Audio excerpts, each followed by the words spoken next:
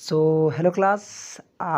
स्वागत है आपका हमारे चैनल पर। ठीक है, अगर हमारे चैनल पर नए हो तो ज़रूर चैनल को सब्सक्राइब कर लेना और बेल आइकन दबा देना, जिससे नए जो वीडियोस आते हैं स्टडी रिलेटेड वो आपको सबसे पहले मिल जाएं, जिससे आपकी नॉलेज इंक्रीज हो सके। और आप अगर क्लास 10th और 12th की तैयारी कर रहे हो, अगर 10th के हो या 12th के हो, तो ज़रूर से ज़रूर सब्सक्राइब कर लो, क्योंकि क्लास 12th का इस पर कॉमर्स यानी कि business study and eco and accounts पढ़ाया जाता है, और 10th में ऑल सब्जेक्ट। ठीक है, तो ज़रूर से इसको सब्सक्राइब कर लेना। और 11th का भी इसमें पढ़ाया जाता है अकाउंट्स एंड बिजनेस। ठीक है, और इको। सो आने वाले समय में बहुत अच्छी अच्छी क्लासेस आएंगी। अभी कुछ चीज़ें हैं जिसकी वजह से क्लासेस इस पर रेगुलर नहीं आ पाती हैं, और मतलब एक सिस्टमेटिक ढंग से नहीं आ रही है। अभी कुछ भी डालने को मतलब मिल रहा है वही डाल दे रहे हैं, पर आने वाले समय में इसको एक सिस्टमेटिक प्रोग्रेस से हम डालेंगे वीडियोज़। ठीक है, तो चलिए अभी स्टार्ट करते हैं वीडियो को। बिजनेस स्टडी हमारा टॉपिक है। हमने थंबनेल में आपको बोल रखा है 15 ऐसे एमसीक्यू या 20 ऐसे एमसीक्यू जो आपको इस पेपर में, जो बिजनेस स्टडी का पेपर आने वाला है 25 को, पूरे के पूरे हेल्प करेंगे। और जो मैं एमसीक्यू बता रहा हूँ, अगर मैं 15 बता रहा हूँ तो इसमें समझ लीजिए आपके 10 आएंगे ही आएंगे। एमसीक्यू आए, चाहे वो लॉन्ग में आ जाए, चाहे 1 नंबर में आ जाए, चाहे वो कहीं ना कहीं घुमा फिरा के अंदर आए, पर आएगा। ठीक है, तो आना है जो, क्योंकि मैं बहुत खोज करके लाया हूँ, ऐसे नहीं कि कुछ भी डाल दिया। ठीक है, और आपको लगेगा कि छोटा है पर बहुत खोटा है। चलिए स्टार्ट करते हैं। पेन ले लेता हूँ, 1 मिनट, 1 सेकंड ऊपर कर देते हैं पहले। ठीक है, ये देखिए आपका पहला ही जो है ये बहुत इंपॉर्टेंट है, इसलिए मैंने इसको सबसे पहले ही लिख दिया है। पहला आपका है एचआरएम का फुल फॉर्म बताओ। एचआरएम आप जानते होंगे, एचआरएम का मतलब होता है मेरे भाई ह्यूमन रिसोर्स मैनेजमेंट। इसका फुल फॉर्म है इंग्लिश में, और हिंदी में बोले तो मानव संसाधन प्रबंधन। ठीक है, मानव संसाधन प्रबंधन दोनों में याद कर लीजिए, जो हिंदी मीडियम हो हिंदी मीडियम, जो इंग्लिश मीडियम हो इंग्लिश मीडियम। मानव संसाधन प्रबंधन। और दूसरा क्वेश्चन क्या है, उपभोक्ता अधिकार अधिनियम 2019 से पहले क्या है, मतलब 2019 से पहले कौन सा अधिनियम चलता था। उपभोक्ता संरक्षण अधिकार अधिनियम कौन सा चलता था पहले, तो आपको पता होगा। जो अभी ओल्ड था वो है कोपरा 1986। पहले जो ये उपभोक्ता को सुरक्षा देने के लिए 7 अधिकार थे, एक अधिकार हटा दिया गया, पर अभी क्या है 6 अधिकार हैं 2019 के तहत। और 2019 में क्या है, एक नया बदलाव ये है कि ये तुरंत बहुत जल्दी मतलब क्रिया करता है और जल्दी निर्णय सुना देता है, जल्दी मदद करता है। ये सब इसकी खासियत है 2019 के जो उपभोक्ता संरक्षण अधिनियम यानी कोपरा। ठीक है, तो कंज्यूमर प्रोटेक्शन एक्ट 2019 अभी चल रहा है। पुराना जो था वो 1986 था, ये आप याद रखेंगे। फसाई क्या है, फसाई का मतलब कुछ फंसा लिया ये नहीं। फसाई एक संगठन है या फिर एक संस्था है जो कि देख रेख करती है खाने की वस्तुओं पर। खाने की वस्तुओं को चेकिंग करती है, अपना एक मतलब मार्क देती है। अगर जिस पे फसाई का मार्क लगा हो वो मतलब शुद्ध माना जाता है, बहुत बढ़िया माना जाता है। तो चलिए आगे देखते हैं, आप पढ़े होगे इसको। अब आगे हम देखेंगे, 1 सेकंड आप रुकिए। अब चौथा क्वेश्चन क्या है, 20 लाख तक के मामले को कौन से मंच पर यानी कि कोर्ट पर लड़ा जाता है। देखो आप जब कंज्यूमर प्रोटेक्शन एक्ट वाला चैप्टर पढ़ोगे, यानी कि उपभोक्ता संरक्षण नियम वाला, तो उसके ये सारे क्वेश्चन हैं। और ये बहुत इंपॉर्टेंट, क्योंकि उपभोक्ता ऐसा ऐप है, वो वाला मतलब ऐप कह रहा हूँ, चैप्टर है जिसमें सबसे ज़्यादा एमसीक्यू बनते हैं।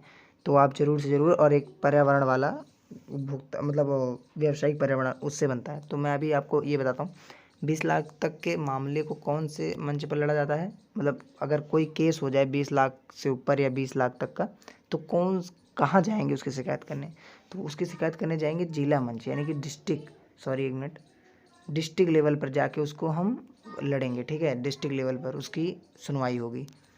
1 करोड़ से ज़्यादा मामले को, जब आप देखो 1 करोड़ से ज़्यादा के मामले को कहाँ पे ले जाते हैं, राष्ट्रीय मंच पर। कहाँ ले जाते हैं, राष्ट्रीय। आप कहोगे एमसीक्यू की तरह तो लग ही नहीं रहा, आप तो डायरेक्ट आंसर बता रहे हो। तो यस, अभी आगे आने वाले कुछ क्वेश्चन हैं जिसमें आपको एमसीक्यू जैसा फील आएगा, एमसीक्यू जैसे मैंने ऑप्शन 4 रखे हैं, पर इसमें मैं डायरेक्ट आंसर बता रहा हूँ, क्योंकि आपको याद करना जरूरी है। ये नहीं कि बल्कि मैं 4 ऑप्शन दूंगा, हो सकता है आप कन्फ्यूज होकर कोई और मार के चले आओ, पर अगर आपको डायरेक्ट आंसर बताऊँगा तो आपको याद रहेगा।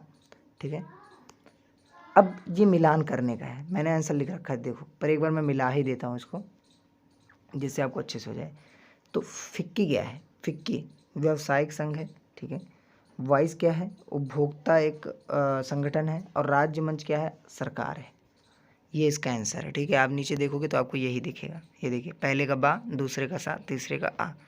तो आप जरूर नोट कर लें और याद करके जाएं। उपभोक्ता अधिकार दिवस कब मनाया जाता है? यानी कि जो अभी आपने पढ़ा 2019 वाला कोपरा, मतलब उपभोक्ता अधिकार क्या है मैं आपको बताता हूँ। उपभोक्ता को 6 अधिकार दिए गए हैं कि जिससे वो अपनी सुरक्षा कर सकें, जिससे वो उत्पाद जो भी सामान ले रहे हैं विक्रेता से उसका एक मतलब मेमो लें, मतलब अपने सुरक्षा को मतलब वापस करने के लिए सामान को, या फिर उसमें कोई ख़राबी हुई तो आप उसके ऊपर शिकायत कर सकते हैं या फिर उसको लौटा सकते हैं। उसके लिए आप मेमो लीजिए, कैश मेमो जिसको बोलते हैं, आप वो लीजिए। या फिर आप क्या करिए कि जैसे ही आपको लगे कि एक उत्पाद बेकार है या आपने कुछ और कहा था आपको कुछ और मिल गया, आप पहले जाके उससे बात करिए। अगर वह मानता है, आपको सपोर्ट करता है, आपकी बात मतलब मान कर आपको दूसरा सामान देता है या फिर बदल लेता है, तब तो ठीक है। वरना आप उसके कंज्यूमर कोर्ट में जाकर या फिर कोई भी, अगर जितने रुपए का सामान है उस हिसाब से आप कोर्ट में जाकर उसकी मतलब रिपोर्ट कर सकते हैं। ठीक है, यही है एक उपभोक्ता। 6 अधिकार दिए गए हैं: सुनवाई का अधिकार, सुरक्षा का अधिकार। मतलब आप पढ़ोगे तो आपको मिल जाएगा, मैं थोड़ा सा आपको बता दिया। तो वो कब मनाया जाता है? 15 मार्च को मनाया जाता है मेरे भाई, 15 मार्च। चलिए आप देखते हैं हम अपना आगे। ये कितना हो गया? 7वां। अब 8वां देखते हैं। 8वां क्वेश्चन देखते हैं। वाह, ये क्वेश्चन बढ़िया है। कैव एट इम्पोर्टर का क्या मतलब, क्या अर्थ है? अब कई लोग तो इसको सुने ही नहीं होंगे।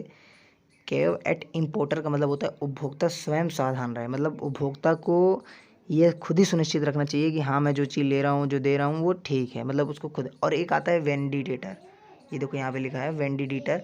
इसमें क्या होता है? विक्रेता स्वयं सावधान रहे। ठीक है, तो यहाँ पे आप वर्ड का ध्यान रखें, इंपोर्टर और वेंडिडेटर। वेंडिडेटर में विक्रेता स्वयं सावधान रहे और इंपोर्टर में उपभोक्ता स्वयं सावधान रहे। उपभोक्ता कौन होते हैं? हम लोग जो सामान लेते हैं।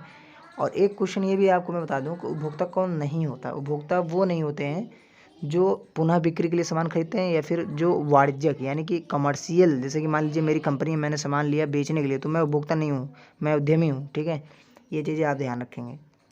भारत सरकार द्वारा, ये इंपॉर्टेंट क्वेश्चन है, भारत सरकार द्वारा सेबी की स्थापना कब की गई थी? बहुत इंपॉर्टेंट क्वेश्चन, बहुत इंपॉर्टेंट क्वेश्चन। तो ये आपका हो जाएगा भैया, ये आपका हो जाएगा 1988 में की थी। ठीक है, 1988 में। और 1992 में एक अध्यादेश जारी करके इसको एक लीगल बना दिया गया, मतलब एक लीगल कानूनी तौर पे बना दिया गया। ठीक है, सेबी क्या करता है? इसका फुल फॉर्म होता है security exchange board of India, इसका फुल फॉर्म है। ये क्या करता है भाई साहब कि जो भी स्टॉक मार्केट एक्सचेंज लेन देन हो रहा है या फिर इन्वेस्टर जो है उनकी सुरक्षा करना, यानी कि जो निवेशक हैं उनकी सुरक्षा करना। ठीक है, बहुत सारी चीज़ें होती है जो ये करता है, रेगुलेटिंग का काम करता है ये एक स्टॉक मार्केट में। ठीक है, तो आप इसको पढ़ेंगे आपको मिल जाएगा, नियामक का। भारत सरकार ने विमुद्रीकरण, अब आप कहोगे सर इकोनॉमिक्स कहाँ से आ गई? नहीं भाई, बिजनेस एनवायरनमेंट वाले चैप्टर में। ठीक है, आप पढ़ोगे तो ये वाला है। ठीक है, तो आप ध्यान से देखना, आपको मिलेगा। भारत सरकार ने विमुद्रीकरण कब किया था? सबको पता ही होगा जहाँ तक मेरी विचार है, तो 8 नवंबर 2016 को किया था। देखो एमसीक्यू जैसे फील आ रहा है ना, 4 महीने दे दिए। 8 नवंबर 2016 को किया था। 1000 और 500 के नोट को बंद कर दिया था। विमुद्रीकरण मतलब एक तरीके से डीमोनेटाइजेशन, कि जो लीगल टेंडर मनी है उसको बंद कर देना, यानी कि ठीक है अब नया मुद्रा आएगा तो उसको रीमोनेटाइजेशन कहते हैं। वो इसमें नहीं है, पर आप डीमोनेटाइजेशन जरूर पढ़ के जाना और इसके बारे में भी ज़रूर पढ़ के जाना, ये आएगा। अब हम एक यहाँ पे देखते हैं ट्रेजडी बिल न्यूनतम व इसके गुणन में ही उपलब्ध होता है, यानी कि 25,000 तक के गुणन में। ये इतना इंपॉर्टेंट नहीं है पर आप जरूर याद कर लेना। अब आगे देखते हैं 12वां क्वेश्चन, वेरी इंपॉर्टेंट क्वेश्चन, आर्थिक सुधार कब किया गया था? आर्थिक सुधार कब किया गया था? तो ये हमारा जब किया गया था, जो सॉरी एक मिनट हिल जाता है ये,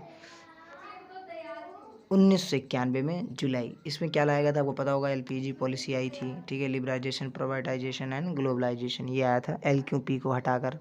ठीक है, इसमें क्या क्या किया गया था आप पढ़ोगे तो आपको मिलेगा। उदारीकरण, निजीकरण, वैश्वीकरण। उदारीकरण में लाइसेंस वगैरह को हटा दिया गया था। 17 उद्यम थे जिनमें से मतलब कुछ को छोड़कर, 3-4 उद्योगों को छोड़कर, जैसे रक्षा उपकरण जो रासायनिक तरीके से बनते हैं, हथियार बनते हैं, उनको उन पे लाइसेंस ज़रूरी है। बाकी उनको मतलब निजी में भी नहीं दिया, उनको सिर्फ सरकार ही संभालेगा। बाकी सारे उद्योगों को निजी कर दिया। ये सब चीज़ें हैं, निजीकरण इसके अंदर ही बता दिया मैंने आपको। ग्लोबलाइजेशन, दूसरी अर्थव्यवस्था, यानी विदेशों से हमारा ज़्यादा कॉन्टैक्ट बनाया जाए, अर्थव्यवस्था को एकजुट किया जाए। ठीक है, ये सब इसकी पॉलिसीज़ थी। आर्थिक सुधार आप पढ़ोगे तो आपको मिल जाएगा। व्यावसायिक वातावरण को निम्नलिखित में से कितनी श्रेणियों में बांटा जा सकता है? व्यावसायिक वातावरण को निम्नलिखित में से कितनी श्रेणियों में बांटा जा सकता है? तो भैया इसको बांटा जा सकता है, मैं बताता हूँ। इसको बांटा जा सकता है मौद्रिक एवं गैर मौद्रिक। ठीक है, इन दो क्रियाओं में बांटा जा सकता है। तो आप इसको जरूर देख लेना, ये बहुत इंपॉर्टेंट है। केंद्रीय सरकार द्वारा मामले, अब देखो यहाँ पे मैंने एक चीज़ गलत कर दी कि यहाँ पे ये क्वेश्चन ला दिया, चलो कोई नहीं। केंद्रीय सरकार द्वारा मामले 10 करोड़ तक का अगर मामला होता तो वो केंद्रीय सरकार उसको देखती है, ठीक है, सेंट्रल गवर्नमेंट। ISI मार्क किससे संबंधित है? अब देखो अभी